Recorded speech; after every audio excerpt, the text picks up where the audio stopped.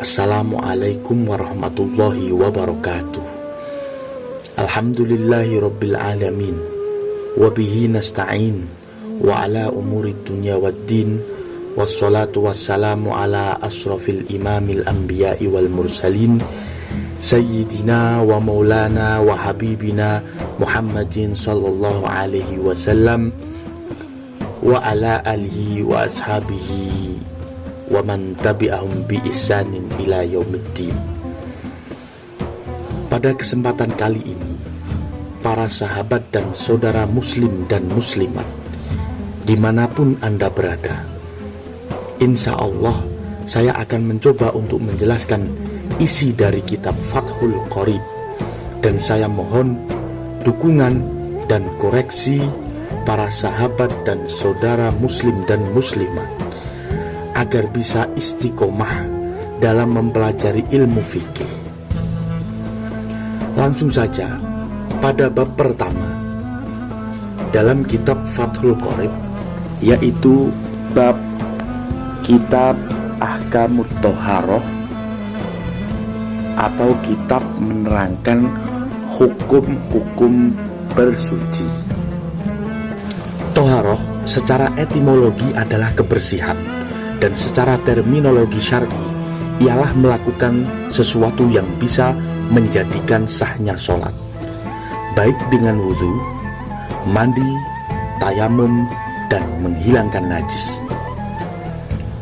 Air yang bisa digunakan untuk bersuci ada 7, yaitu 1. Air hujan, yang kedua air laut, ketiga air sungai, 4. air sumur, 5. air sumber, 6. air salju, dan yang ke-7 air embun, yang terkumpul dalam ungkapan setiap air yang turun dari langit atau memancar dari bumi yang masih menetapi sifat sebenarnya. Selanjutnya, air terbagi dalam 4 macam. Yang pertama, air suci dan dapat mensucikan perkara lain yang tidak makruh untuk menggunakannya, yaitu disebut air mutlak, terlepas dari batasan yang mengikat. Yang kedua, air suci dan mensucikan yang makruh untuk menggunakannya, pada badan bukan pada pakaian, yaitu air yang dipanaskan di bawah terik matahari pada daerah yang beriklim panas, dalam bejana yang terbuat dari logam selain emas dan perak, karena kelembutan partikel keduanya.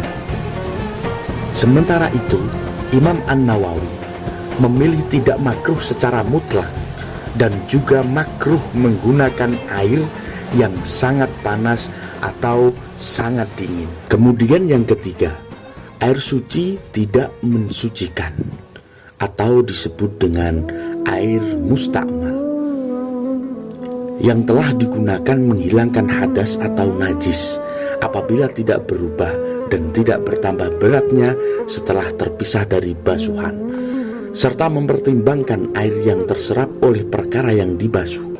Dan termasuk pembagian ini, air yang berubah salah satu sifatnya disebabkan perkara suci yang menyamburinya atau mukhalid, dengan perubahan yang menghalangi kemutlakan air, baik perubahan yang dapat ditangkap oleh panca indera atau secara perkiraan, seperti tercampur oleh perkara yang sesuai sifat-sifatnya, misalnya air mawar yang hilang aromanya, dan air musta'mal.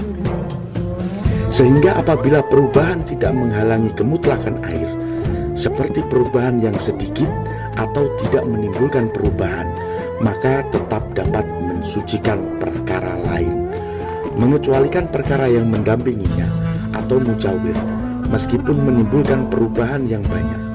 Begitu juga perubahan dengan sebab benda yang tidak bisa dihindari dari air, seperti lumpur dan ganggang, dan perubahan dengan sebab lamanya menggenang, maka tetap dapat mensucikan perkara lain. Kemudian yang keempat, Air najis ada dua macam. Yang pertama, air sedikit yang kurang dari 2 kula yang terkena najis, baik berubah ataupun tidak berubah, mengecualikan terkena bangkai binatang yang tidak memiliki darah mengalir.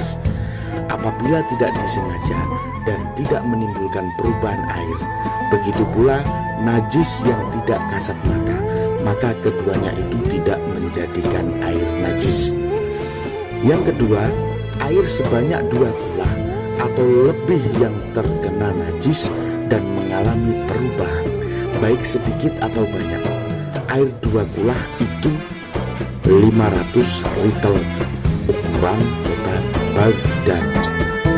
Dan pengarang melewatkan macam air yang kelima, yaitu air suci mensucikan yang haram menggunakannya, seperti wudhu dengan air yang digosok.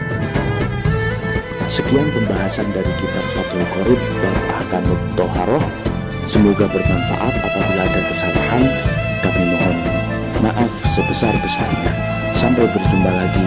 Wassalamualaikum warahmatullahi wabarakatuh.